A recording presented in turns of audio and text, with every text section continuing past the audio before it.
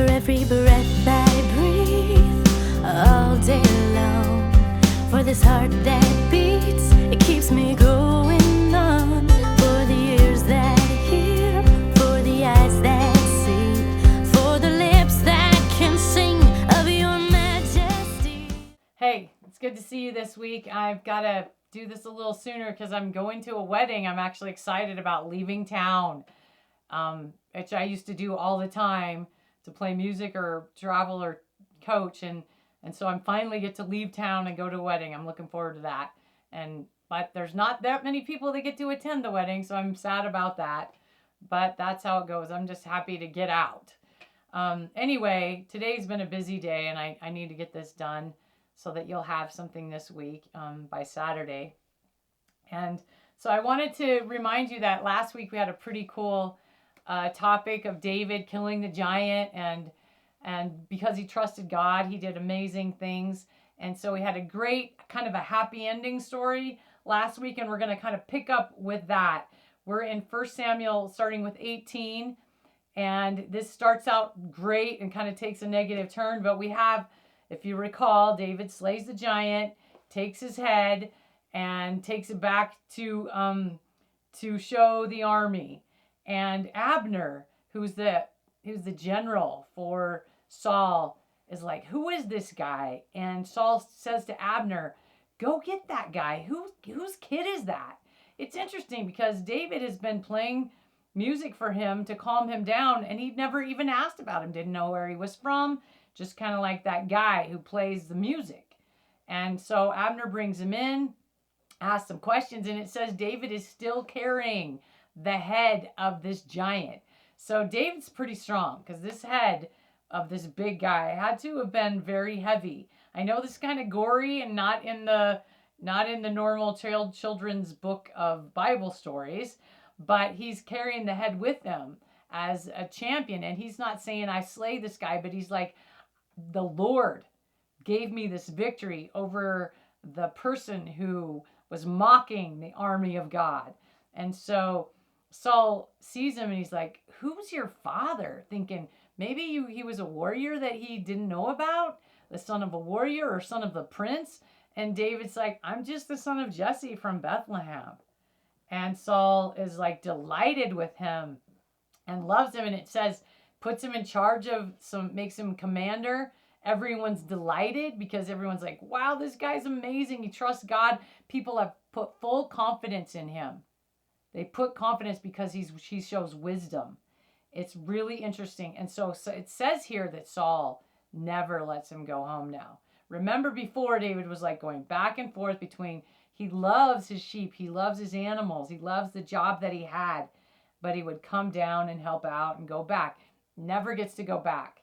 I don't know who had to take care of his sheep, but it wasn't David after this, because David is now in charge of different, a number of the troops in the army. And everyone, it said, the Bible says that even the officials are happy to serve David. They're delighted. So it's interesting when you have good leadership, wise leadership, everyone's happy to go along with it. It's interesting, isn't it? They were like, yeah, David told us to do this. Let's go. David said this. Okay. David's our general. Yay. So it's very interesting. Everything looks really well. It says that Saul brings David home, and he meets his son Jonathan. David meets Jonathan, and the Bible says that they are instantly friends. Instantly, there is a bond between these two guys. And this friendship between Jonathan and David is spoken for centuries of the friendship between these two men. And we're going to explore that friendship today in our lesson. But it said they swore a covenant of fealty to each other. They were like undying friendship. In fact, it says Jonathan, who is the king's son, so he wears the king's son tunic and this king's son's belt. And remember, there were a few swords, and he has one, and Saul has one. But most of their army fights with farm tools. It's getting better now because they've taken over the Philistines.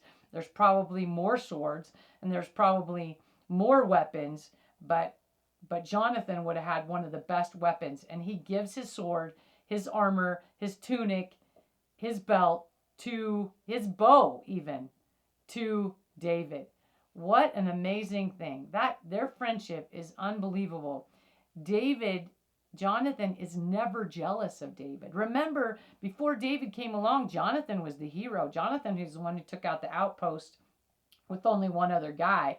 Jonathan was the hero. Now David's the hero. But is Jonathan jealous? Not at all.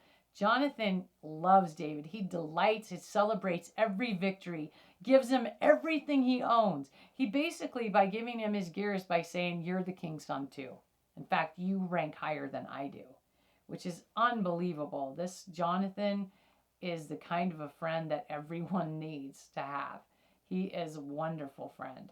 And they have sworn allegiance to each other, and they delight in each other's presence, in each other's victories. And so when David's a commander, Jonathan's never threatened. He's like, you do your job, I'll do mine. Let's just work together. So everything's going well. Saul is sending David on all these missions. He comes back successful. And everything is going great until one day when they're coming back. And the women, it says the women come out singing. And it says they sing, Saul has slain his thousands and David tens of thousands. So they're like singing this chant, like a victory chant, like a triumph coming home. And Saul has slain his thousands, David tens of thousands. And there's no mention of Jonathan, who also was brilliant warrior. No mention of Jonathan, but is Jonathan upset? No. He's like, yeah, we have the victory, party on, David's awesome. But you know what? Something terrible happens here. Saul gets angry and jealous that David is more highly honored than he is. And it turns wicked here.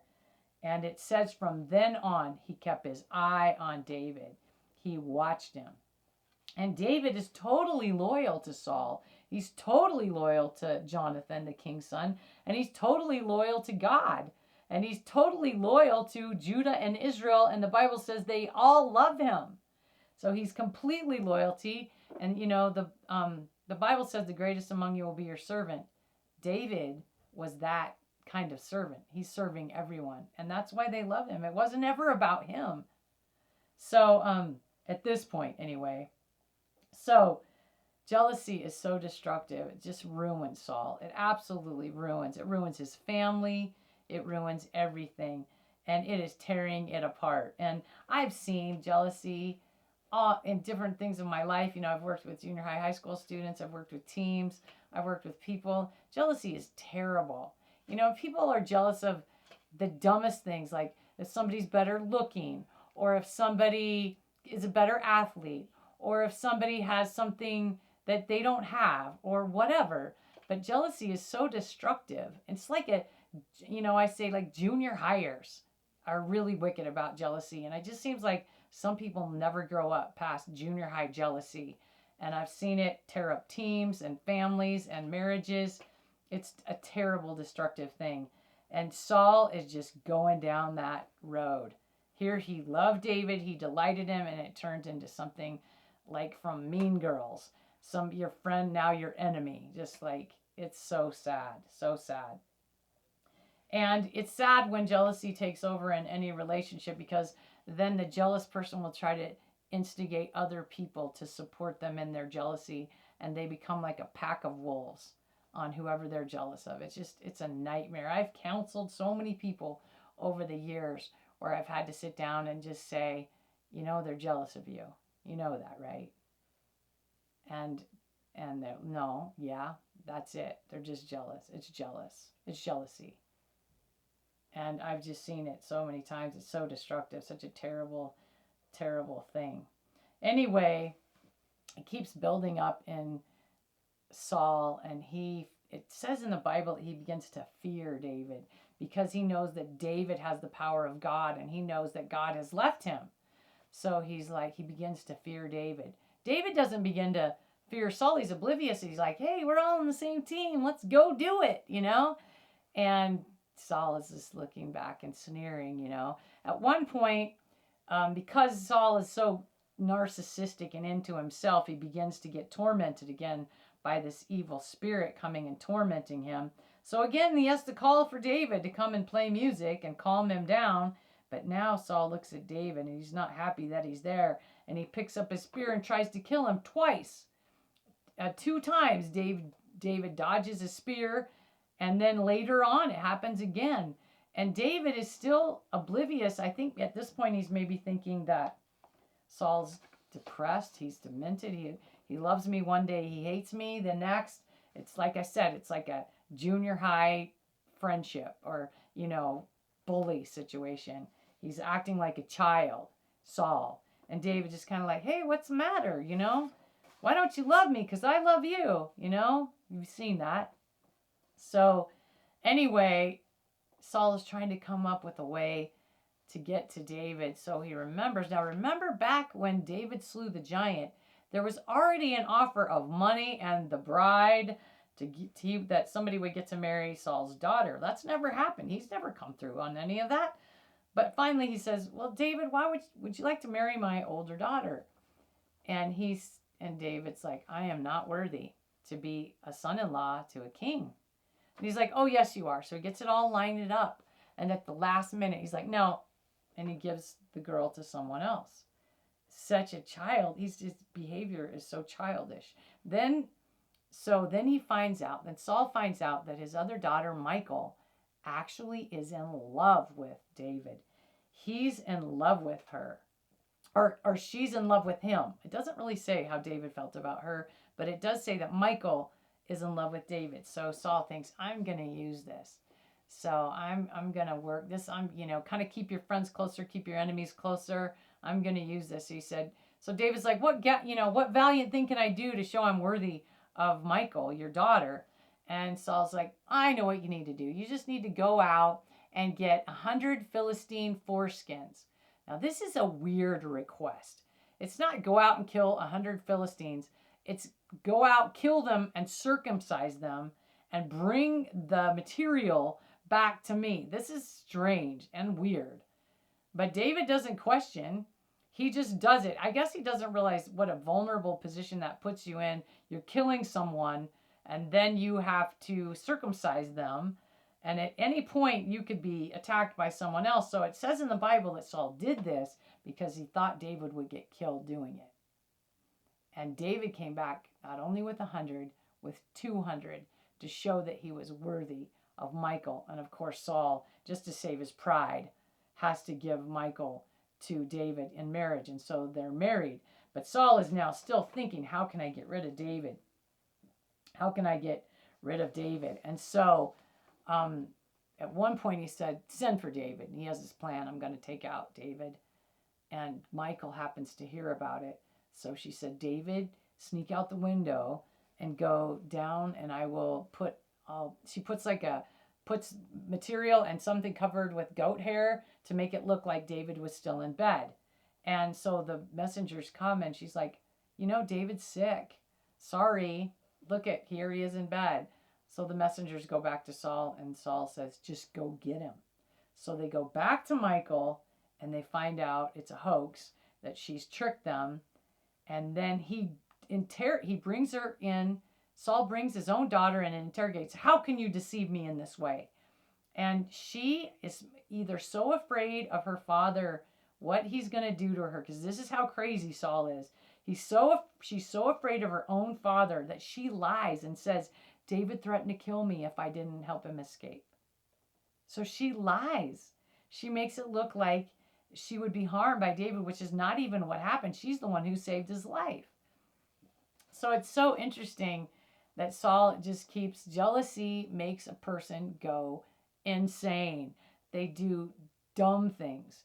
And Saul is just so narcissistic. He's just destroying his own life, which we'll see more even in the next story. But Jonathan picks up on this jealousy, and he goes right to his dad and confronts him.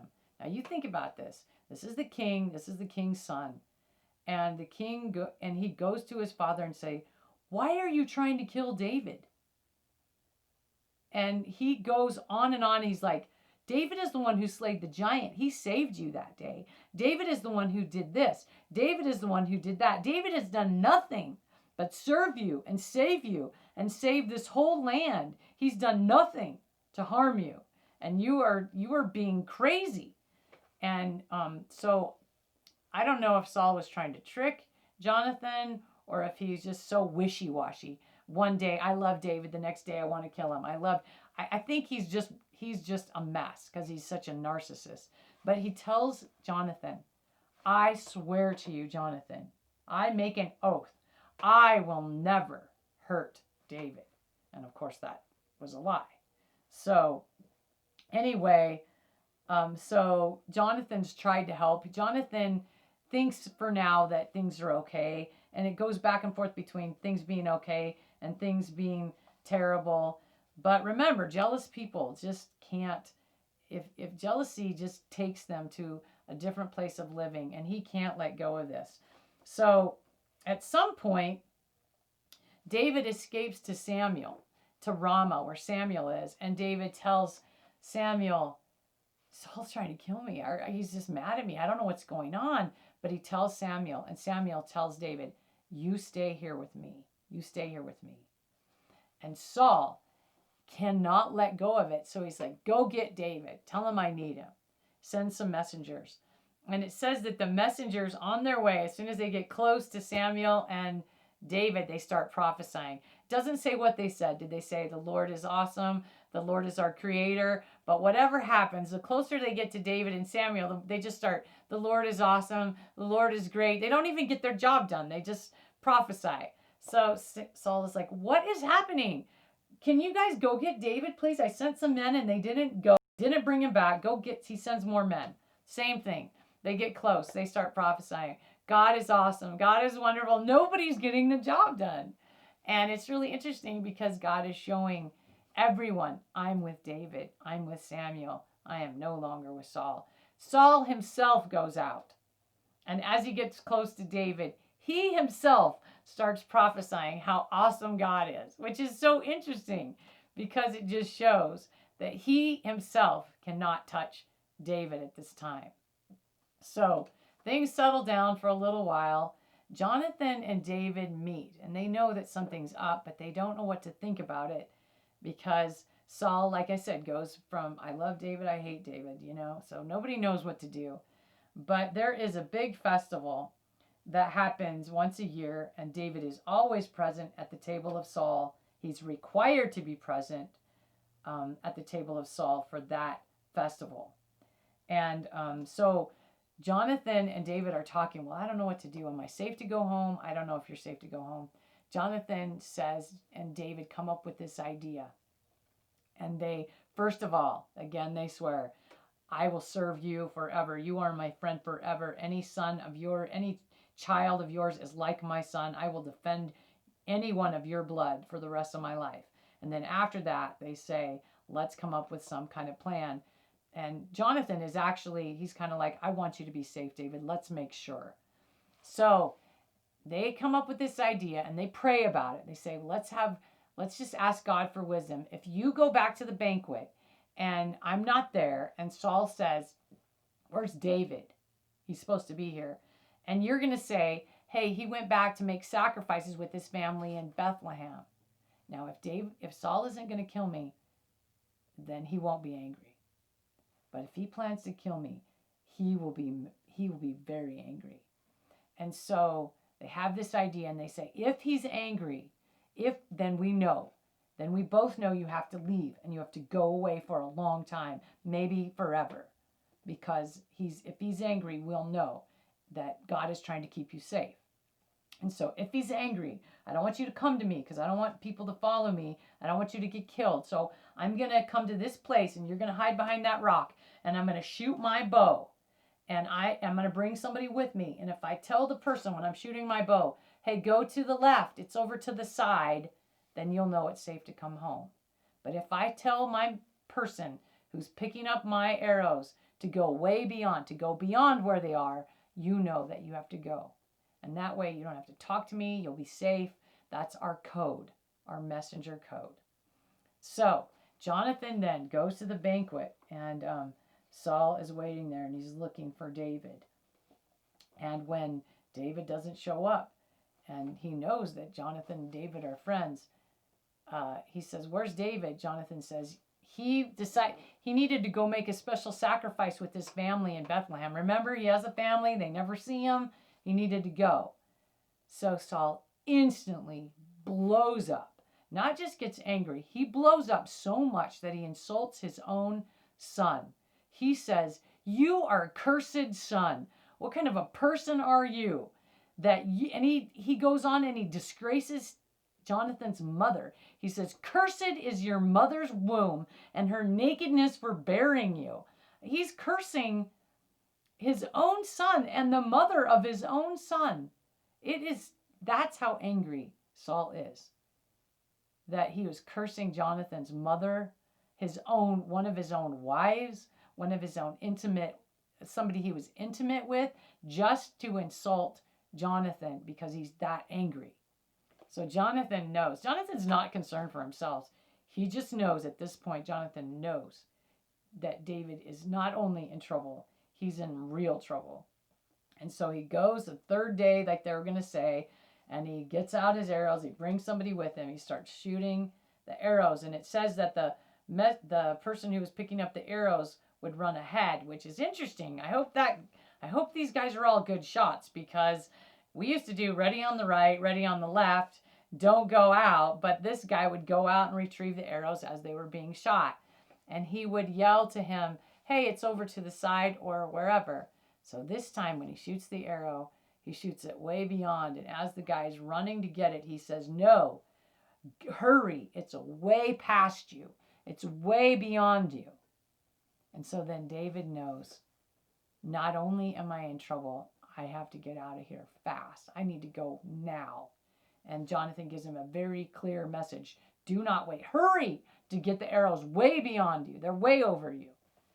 And so instead of David immediately going, this is his lifelong friend, his buddy, he stays and waits for the retriever to leave. And he comes out and he sees Jonathan, and he cries, they embrace, they weep. It says they kiss. It's not sexual. It is a friendship of a lifetime friendship. I think our society is so confused about, they're so over-sexualized. Our society thinks, so many of our young people are confused. They think if you have an intimate friendship, it should involve sex. I think that's why our gender roles are now getting confused. That we think if we have an intimate friend, that we should have some kind of sexual thing between us. That is so off base. That is so wrong. And it is because we are so needing good friends. We are so needing real relationships, and relationships where that person cares so much for us. We are so desperate for good friends that now we try to put sex in places that it should never be. And two men can definitely have a friendship that's deep, that never is sexual, but people are so beyond that anymore. People are so confused, and it's because they're so starving for good friends. I totally get it. We have totally missed the mark when it comes to relationships with people, and now our young people are totally confused about everything, friendship, sex, everything. But the Bible is a great teacher of what it really means to be a good friend, and right here we learn that these two men cared more for each other than they even did their own lives. They risked their own lives to save each other. They cared more about the future and the family of the other person than they even did about themselves. It is beautiful friendship. When I think of this, a friendship like this between two men, I think of my son and his friend Will, who he met in private school, and they were Star Wars geeks together, and they were athlete geeks together, and they played football together, and they did a lot of things together. They even played guitar together. Will played in a band with us for years till he got married and moved away. However, he's back. So there is something really exciting about their friendship. Whenever we were on the road together, the two of them, the friendship that they had and the way they understood each other and their sense of humor, it was just delightful to be part of their friendship, to just even witness that friendship, to live part of it. It's an unbelievable thing, the close friendship that they have and still have. And Kyle was best man at Will's wedding, and he he joked around that Janelle, the wonderful, lovely bride of Will and a great gal, was the third wheel in their relationship, and they made jokes about it because that's how close they are. And so it's a beautiful thing to see a friendship like that. And men and women are different. Men often form bonds side by side, doing things together, playing sports together, hunting together. They bond differently, working on cars together, whereas women tend to bond more face to face to each other. But men can have deep or as deep a friendship as women can. It's just different. And these two men were bonded for life, as you will see later. And when we bring the story to an end, it seems really sad because they weep and they swear loyalty to each other, and they cry because they know we'll probably never see each other again. We'll probably never see each other again because my father is a maniac and he's going to kill you. And they just weep because it. And think of what Saul ruined because of his own stupidity. He could have had another son. He wasn't losing his son, he was gaining a son. He's losing everything, even his kingdom, because of his own stupidity and his own disobedience to God. And so we can learn a couple things from the story that are really important.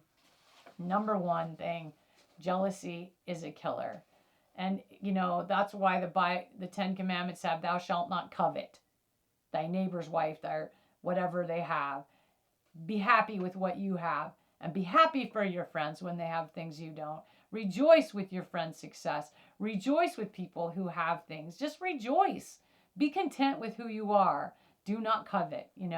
And so the Bible tells jealousy is a sin. And jealousy came from the devil himself. If you think about it, Lucifer was a creation of God, and we talked about it. It's way back toward the beginning.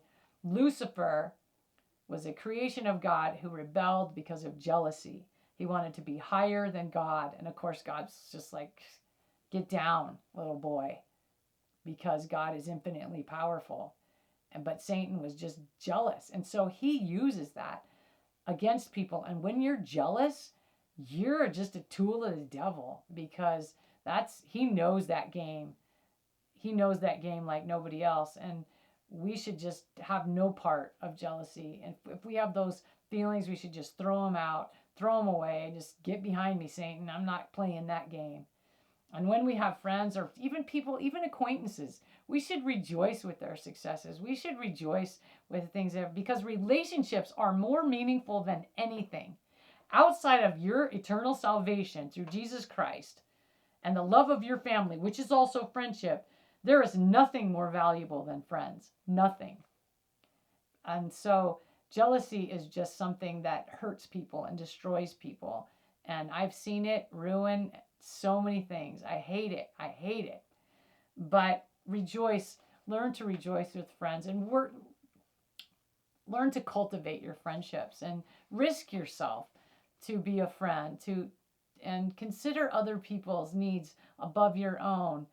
It's amazing I have been so blessed in my life by friends and family. I have great friendships with people in my family that I just am so thankful for. The friendships I have with my parents, my family members, even my children have, now that they're adults, are my friends.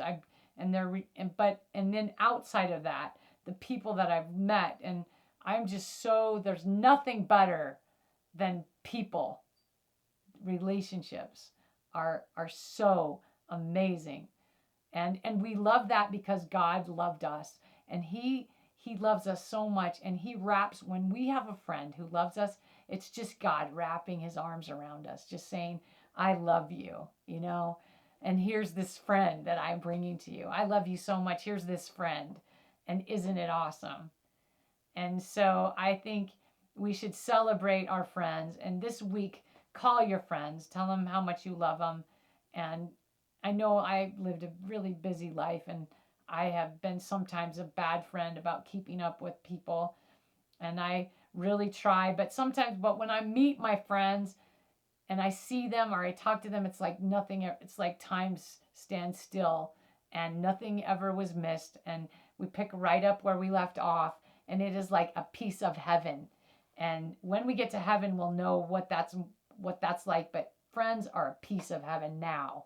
And so call your friends, tell them you love them. I want to close with this one scripture that says, Proverbs 18:24. One who has unreliable friends soon comes to ruin. In other words, if you live for pleasing other people, your life is going to be horrible. It's just not going to end well, because those kind of people can never be pleased. They're never pleased. And I love you one day, I hate you the next. Why do that to yourself? But here it says, but there is a friend who sticks closer than a brother.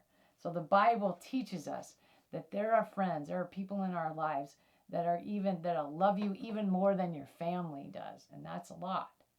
So God uses friends to be his hands and feet on this earth, to love you and to bless you.